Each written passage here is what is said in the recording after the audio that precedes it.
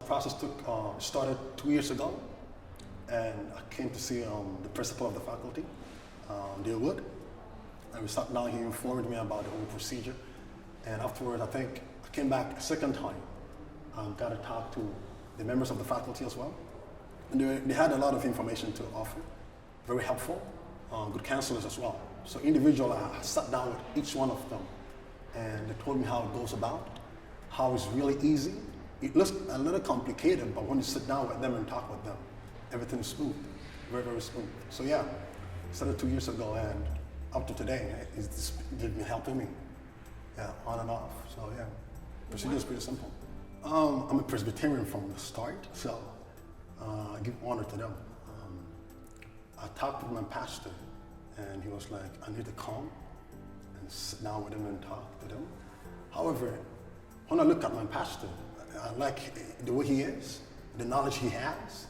So I decided to, pursue it because of him, and also my family members and everything. Yeah, so I started from there. Take your time, basically. Sit down with the faculty. Like I was saying before, it's not. To get into the ministry is a lot of hard, right?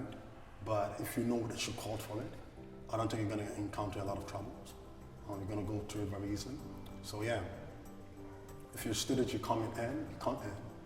We have other students around as well, and we encourage each other because we're all on the same track. We all want to do the same thing. So we encourage each other, students. And if there's any help that you need, just see the principal. He's that free. You see the principal or the faculty or one of the students, and then hey, you're good to go. So we are a family, basically, a church family.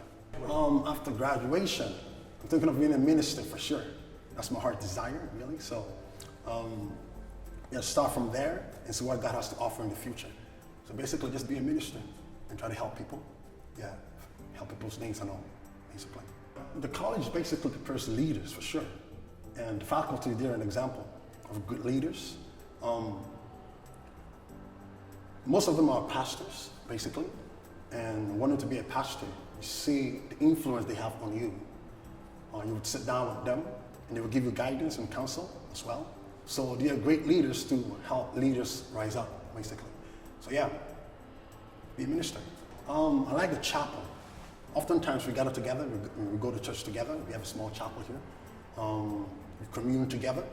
We sit down, we have lunch together. So yeah, it is really a community of believers. It doesn't matter the denomination you are really from.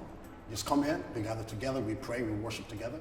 And then, I just like that sense of community and worshiping the Lord together and praising God together. I think that's the greatest thing ever. And that's why we're called to be here too. So it is fun. Yeah, it is fun.